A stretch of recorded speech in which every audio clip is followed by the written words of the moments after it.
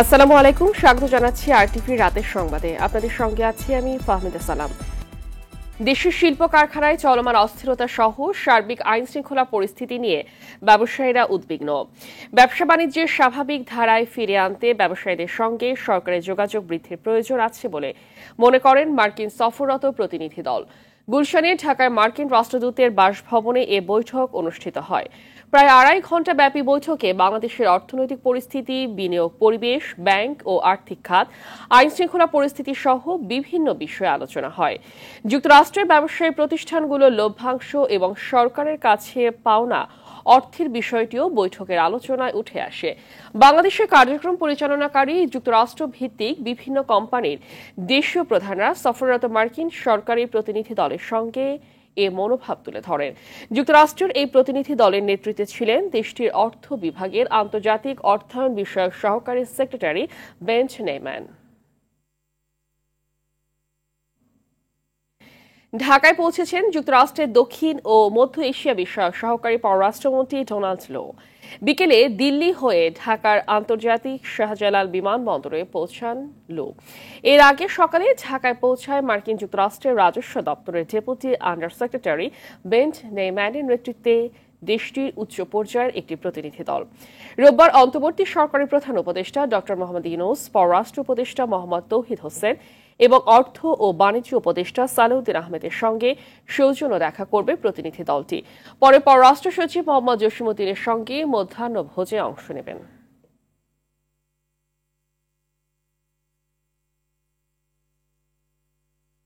মাজার, ধর্মীয় স্থান ও সাংস্কৃতিক স্থাপনা রক্ষায় আইন শৃঙ্খলা বাহিনীকে পর্যাপ্ত ব্যবস্থা নেয়ার নির্দেশ দিয়েছে অন্তর্বর্তী সরকার।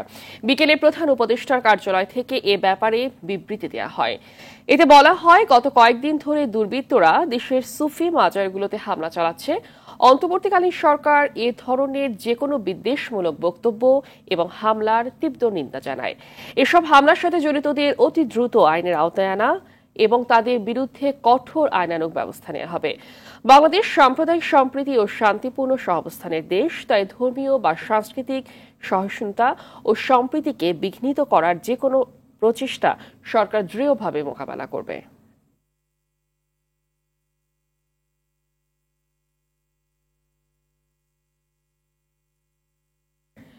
করদাতাদের ভয়ভীতি না দেখানোর আহ্বান জানিয়ে অর্থ উপদেষ্টা ড সালেউদ্দিন আহমেদ বলেছেন, কষ্ট দিয়ে কারো কাছ থেকে কর আদায় করা যাবে না। সকালে রাজধানী আগারগাঁয়ে এনবিআর ভবনে আয়োজিত আলোচনা সভায় তিনি বলেন, করদাতাদের মনে আস্থা তৈরি করতে হবে। সরকারি অর্থের অপচয় রোধের পরামর্শ দিয়ে উপদেষ্টা বলেন, দেশের সংকটে বিদেশি ঋণের প্রত্যাশা করছে সরকার, তবে নিজস্ব উৎস থেকেও অর্থ জোগাড়ের উপর জোর দিতে হবে। সেলিম মালিকের রিপোর্ট।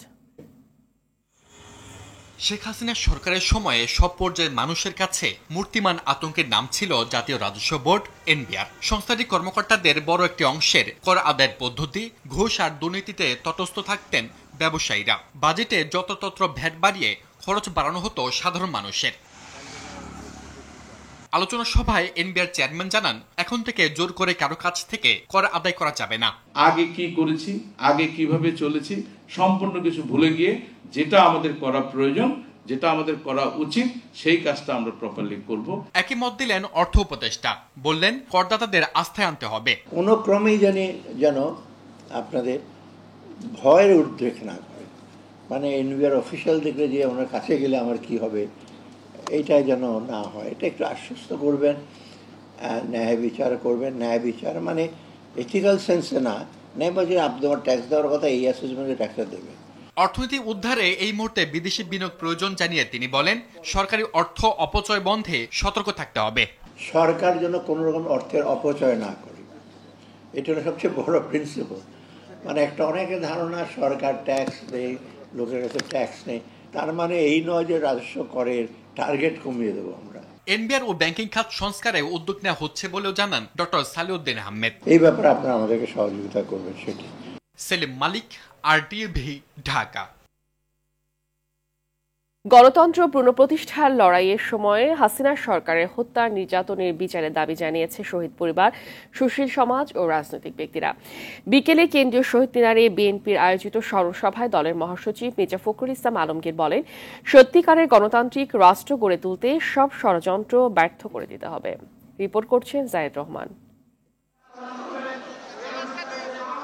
বৃষ্টি মাথায় নিয়ে গণতন্ত্র পুনরুদ্ধারের লড়াইয়ে বীর শহীদদের স্মরণ করতে কেন্দ্রীয় শহীদ মিনারে বিএনপির স্মরণ সভায় সাধারণ মানুষের ঢল। শহীদদের স্মরণে 1 মিনিট নীরবতা পালনের মধ্য দিয়ে শুরু হয় সভা। পরে সমবেত কণ্ঠে গাওয়া হয় জাতীয় সঙ্গীত।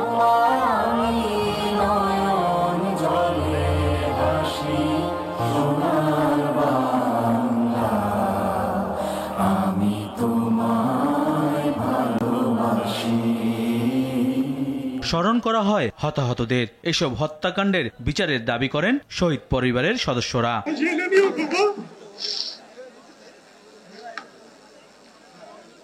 বিশ্বাস করো, তোমার মতো আমিও বলি, মানুষ কেমন করে পারে।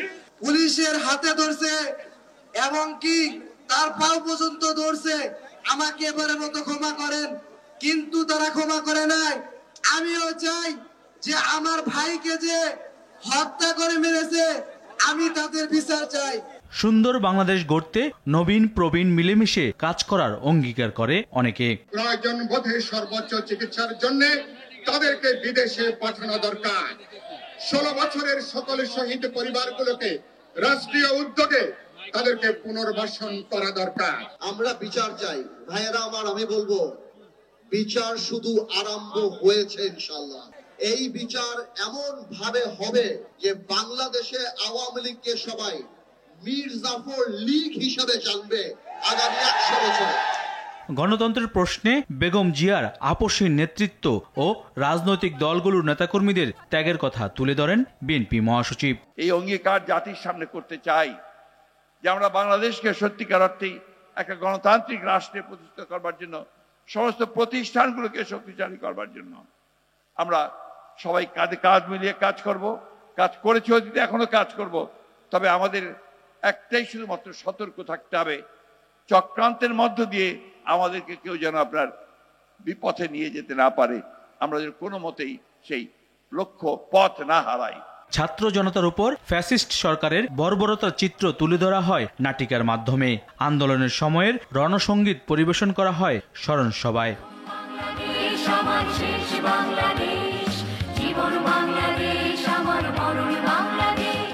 জাহিদ রহমান, RTV, ঢাকা। ঐক্যবদ্ধভাবে বাংলাদেশে গণতন্ত্র পুনঃপ্রতিষ্ঠা করার লক্ষ্যে বিএনপি অঙ্গীকারবদ্ধ। রাষ্ট্র মেরামতের ভিত্তি হবে অবাধ, নিরপেক্ষ, অংশগ্রহণমূলক নির্বাচন, বিচার বিভাগ ও গণমাধ্যমের স্বাধীনতা এবং গণতন্ত্রের সব মূলনীতির প্রাতিষ্ঠানিক প্রয়োগ। আন্তর্জাতিক গণতন্ত্র দিবস উপলক্ষে এক বাণীতে এসব কথা বলেন বিএনপির ভারপ্রাপ্ত চেয়ারম্যান তারেক রহমান। বলেন, গণতন্ত্রের নীতিগুলো প্রচার ও সমুন্নত রাখার কোনো বিকল্প নেই, কারণ গণতন্ত্র হচ্ছে সার্বজনীন মূল্যবোধ যা জনগণের স্বাধীন ভাব প্রকাশ ও বাধাহীন চিন্তা প্রকাশের স্বীকৃতি দেয়। নিরাপদ, প্রগতিশীল এবং গণতান্ত্রিক বাংলাদেশ গড়ে তুলতে সংকল্পবদ্ধ, যা রাষ্ট্রীয় সীমানা অতিক্রম করে বৈশ্বিক গণতান্ত্রিক বিকাশে ভূমিকা রাখবে বলেও মত তারেক রহমানের। এদিকে প্রাকৃতিক দুর্যোগের কারণে আন্তর্জাতিক গণতন্ত্র দিবস উপলক্ষে রোববার নয়াপল্টনে বিএনপির পূর্ব ঘোষিত কর্মসূচি স্থগিত করা হয়েছে। রাতে বিএনপি চেয়ারপারসনের গুলশানের রাজনৈতিক কার্যালয়ে এক সংবাদ সম্মেলনে দলটির স্থায়ী কমিটির সদস্য ডাক্তার AZM জাহিদ হোসেন এ কথা জানান। বিশ্ব গণতন্ত্র দিবস উপলক্ষে বিএনপির সমাবেশ 15 সেপ্টেম্বরের পরিবর্তে 17 সেপ্টেম্বর মঙ্গলবার অনুষ্ঠিত হবে। তবে আগামীকাল অন্য বিভাগীয় শহরগুলোতে আগের ঘোষণা অনুযায়ী শোভাযাত্রা করবে দলটি। নয়াপল্টনে এবং আমাদের দলের যুগ্ম মহাসচিব আমরা আগামীকালকে আমাদের যে আন্তর্জাতিক গণতন্ত্র দিবস উপলক্ষে যে সমাবেশ নয়াপল্টনে হওয়ার কথা ছিল, সেটি আমরা প্রাকৃতিক দুর্যোগ এর কারণে আমরা আপাতত স্থগিত করে আগামী 17 তারিখ অর্থাৎ মঙ্গলবার দিন নয়াপল্টন পার্টি অফিসের সামনে 17 সেপ্টেম্বর নয়াপল্টন পার্টি অফিসের সামনে এবং এই সমাবেশটি গণতন্ত্রের সমাবেশ ইনশাল্লাহ হবে। কাল থেকে সব পোশাক কারখানায় নিরাপত্তা দেবে সরকার। বিশৃঙ্খলা সৃষ্টির চেষ্টা হলে কঠোর ব্যবস্থা নেওয়া হবে জানালেন শিল্প উপদেষ্টা আদিলুর রহমান খান। পোশাক শিল্পের অসন্তোষ নিয়ে ত্রিপক্ষীয় বৈঠকে মালিকরা বলেন, অস্থিরতার কারণে ক্রয়াদেশ ভারত চলে যাচ্ছে। শ্রমিক প্রতিনিধিরা বৈষম্য দূর করার দাবি জানান। শ্রম উপদেষ্টা বলেন, সব পক্ষের সম্মিলিত চেষ্টায় সমস্যার সমাধান সম্ভব। এদিকে ৪৯টি কারখানা ছাড়া শিল্পাঞ্চলের সব কারখানা আজ থেকে খুলেছে। শাকিবুর রহমানের রিপোর্ট। বৃষ্টি উপেক্ষা করে কাজে যোগ দেন গাজীপুর, সাভার, আশুলিয়ার বেশিরভাগ কারখানার শ্রমিক। তবে আশুলিয়ার ৪৯টি কারখানা বন্ধ ছিল। শিল্পাঞ্চলে ছিল যৌথ বাহিনীর কড়া নজরদারি। পরিচয়পত্র দেখে শ্রমিকদের কারখানায় প্রবেশ করতে দেয়া হয়। বসার পরে বিজেপিতে চলমান অসন্তোষ নিয়ে মতবিনিময় সভার আয়োজন করে পোশাক মালিকদের সংগঠন বিজিএমইএ। শ্রমিক প্রতিনিধিরা তাদের দাবি পূরণের নিশ্চয়তা চান। আমাদের সবার ব্যর্থতা ঢাকার জন্য আমরা বলি বাহিরের উস্কানি, ঝুট ব্যবসায়ের উস্কানি। পোশাক শিল্পের কথা যদি বলি যে শ্রমিকদের সমস্যাটা কি, এটা না সরকার, না মালিক পক্ষ, না বিজিএমইএ কেউ কখনো শোনেনি। শিল্প মালিকরা বলেন, অসন্তোষের কারণে ব্যবসা হারাচ্ছেন তারা। শ্রমিকদের যে কোনো ন্যায্য দাবি আমরা বিকেএমই, বিজিএমই, সরকার, শ্রমিক নেতৃবৃন্দ বসে আমরা সমাধান করব। এর মধ্যে কোনো ব্যত্যয় ঘটবে না, কিন্তু সেটা রাজপথে নয়। আমরা সবাই একসাথে কাজ করে একটি টেকসই পোশাক শিল্প গড়ে তোলা এবং এই শিল্পের সকল সম্ভাবনাগুলোকে কাজে লাগাতে সক্ষম হব।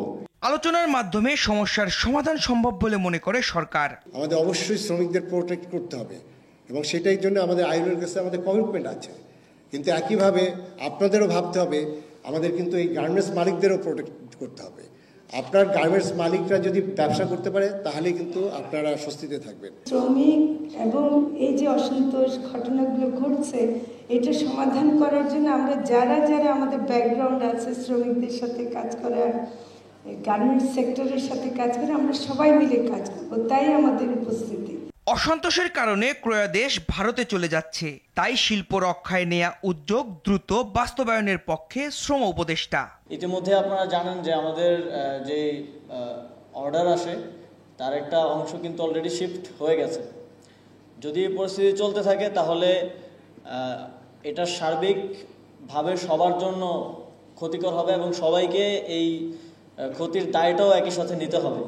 রবিবার থেকে পোশাক কারখানায় সব নিরাপত্তা দেবে সরকার। অভিযোগ লিখিত দিতে বলেন শিল্প উপদেষ্টা আদিলুর রহমান খান। অনুরোধ জানানো হয়েছে যেন তারা দেখেন, নেতৃবৃন্দ আছেন, যেন কালকে ফ্যাক্টরিগুলো চলে। যেই ফ্যাক্টরিতে কালকে সমস্যা হবে সেই সব ফ্যাক্টরির ব্যাপারে আমরা ব্যবস্থা নিব, আমরা বিশেষ ব্যবস্থা নিব। ফ্যাক্টরি বন্ধ করে দিয়ে দেশের অর্থনীতিকে ক্ষতিগ্রস্ত করার জন্য কোনো মহল চেষ্টা করে, সেটাও আমরা মনে রাখবো। আগামীতে বিশৃঙ্খলা সৃষ্টির চেষ্টা হলে কঠোর ব্যবস্থা নেওয়ার হুঁশিয়ারি দেন শিল্প উপদেষ্টা। পরিচয় নাই, সরাসরি আমি বলছি। শাকিবুর রহমান, RTV, ঢাকা। এবং আশা করি দেশের উপকূল ও পাহাড়ি এলাকায় রাতে থেমে থেমে বৃষ্টি হচ্ছে, প্লাবিত হচ্ছে নিচু অঞ্চল। এতে তীব্র ভোগান্তিতে সাধারণ মানুষ। ঝড়ের কবলে পড়ে নোয়াখালী ও কক্সবাজারে 18টি ট্রলার। এসব ট্রলারের 5 জনের মরদেহ উদ্ধার করা হয়েছে। ভারী বৃষ্টিতে চট্টগ্রাম বিভাগের নোয়াখালী, লক্ষ্মীপুর সহ বিভিন্ন জেলায় আবারও বন্যার শঙ্কা দেখা দিয়েছে। প্রতিনিধিদের তথ্য ছবিতে সায়েদ মাহমুদের প্রতিবেদনে থাকছে বিস্তারিত। নিম্নচাপে উত্তাল সাগর, ভারী বৃষ্টিতে তলিয়ে যাচ্ছে গ্রাম থেকে নগর। বৈরী আবহাওয়ায় ট্রলার ডুবিয়েও নিখোঁজের ঘটনায় কপালে দুশ্চিন্তার ভাঁজ জেলেপল্লীতে। ভারী বৃষ্টিতে ফের বন্যার শঙ্কা জনপদে। বৃষ্টিতে বরিশাল নগরীতে তীব্র জলাবদ্ধতার ভোগান্তিতে মানুষ। ঝড়ের কবলে পড়ে নোয়াখালীর দ্বীপ উপজেলা হাতিয়ার মেঘনা নদীতে 10টি মাছ ধরার ট্রলার ডুবে যায়। শুক্রবার বিকেলে হওয়া এ ঘটনায় 18 জেলেকে জীবিত উদ্ধার করা হলেও 5টি ট্রলার সহ 8 মাঝি এখনও নিখোঁজ। কক্সবাজারে শুক্রবার ভারী বৃষ্টি হলেও রাত থেকে তা কমেছে। বৈরী আবহাওয়ার কবলে পড়ে 13টি ফিশিং ট্রলারের অন্তত 500 মাঝি মাল্লার সঙ্গে গতকাল থেকে যোগাযোগ করা যাচ্ছে না। সকালে নোয়াখালীর হাতিয়ার ভাষান্তর সংলগ্ন নদীতে লাইটার জাহাজ থেকে পড়ে নিখোঁজ জাহাজটির খালাসি মোহাম্মদ রাকিব হোসেন।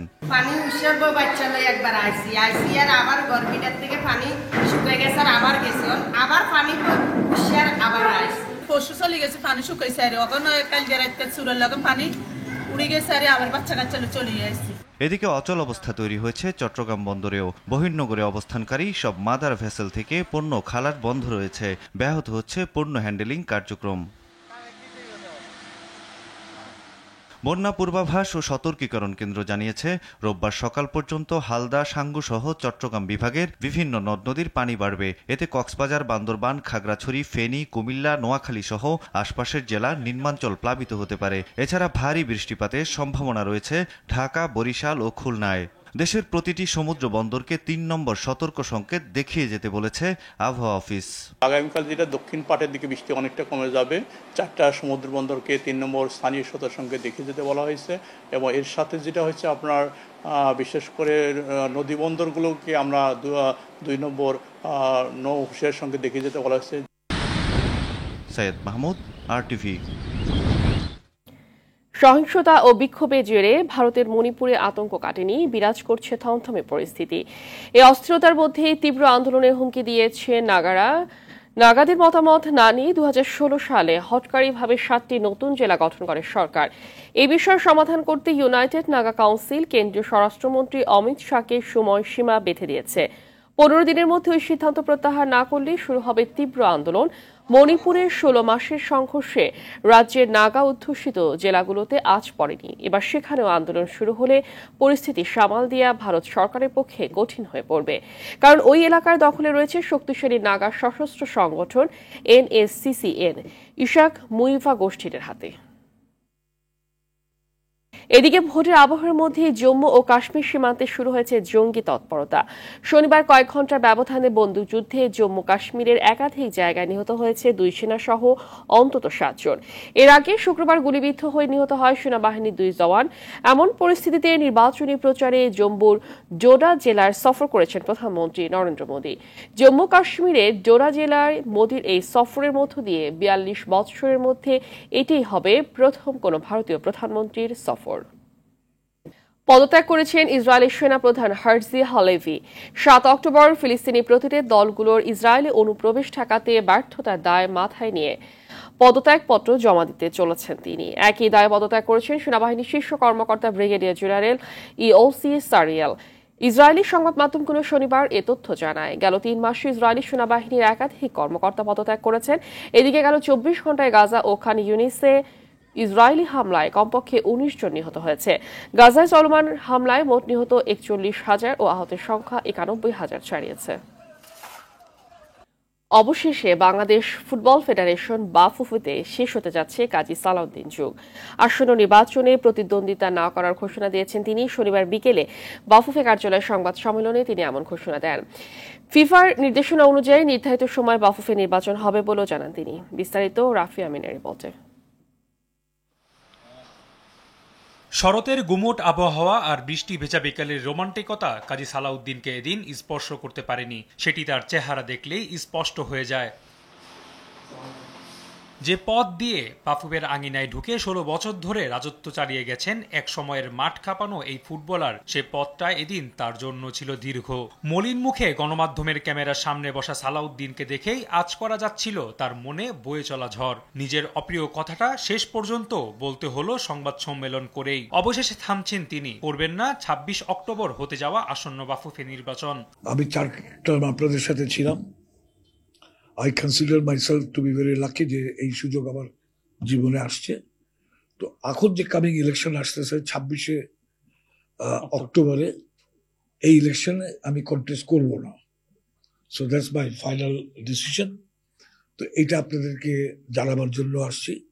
সম্প্রতি ছাত্র জনতার গণ অভ্যুত্থানে সরকার পতনের পর সংস্কারের প্রশ্নে বিতর্কিত কাজী সালাউদ্দিনের পদত্যাগের পাশাপাশি দাবি ছিল নির্বাচন পিছিয়ে দেওয়ার। তবে ফিফাকে উদ্ধৃতি করে সালাউদ্দিন জানান নির্বাচন পেছানো সম্ভব নয়। BFF election 26 October.